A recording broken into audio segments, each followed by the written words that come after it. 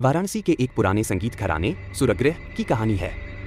इस घराने में सदियों से संगीत सिखाया और बजाया जाता था। लेकिन कहते हैं जब भी कोई संगीतकार रात के तीसरे पहर सुबह 3 बजे रियाज करता तो कुछ ऐसा होता कि वह हमेशा के लिए गायब हो जाता। 1950 की घटना। एक महान संगीतकार पंडित रघुनाथ मिश्र ने इस शाप को झूठ मानकर चुनौती दी। उन्होंने अपनी वीणा लेकर रात के तीसरे पहर रियाज शुरू किया। जैसे ही उन्होंने पहला राग छेड़ा, कमरे का माहौल बदलने लगा। दिए खुद ब खुद बुझ गए और ठंडी हवा चलने लगी। वीणा की हर धुन के साथ किसी अनजानी आवाज का शोकान सुनाई देने लगा। अचानक एक धुंधली परछाई उनके सामने प्रकट हुई।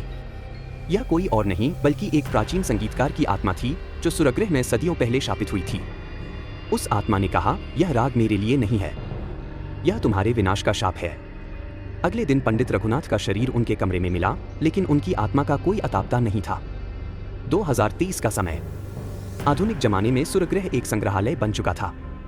संगीत के छात्र और पर्यटक इसे देखने आते थे, लेकिन कोई भी रात में यहाँ नहीं रुकता था। रिद्धि, एक युवा गायिका, ने इस जगह के रहस्य पर शोध करने का फैसला किया। उसने वहां रात बिताने और तीसरे पहर रियाज करने की ठानी। रात के 2:45 बजे उसने अपनी सुरतंबूरा लेकर राग भैरवी गाना शुरू किया। उसकी आवाज सुंदर थी, लेकिन जैसे ही घड़ी ने 3 बजाया, सुरगृह के दीवारों पर लिखे प्राचीन श्लोक चमकने लगे। अचानक तंबूरा की धुन बदल गई। एक अनजाना और डरावना सुर निकलने लगा, जिसे रिद्धि ने कभी छेड़ा ही नहीं था। कमरे में काले धुएं की परछाइयां इकट्ठा होने लगी।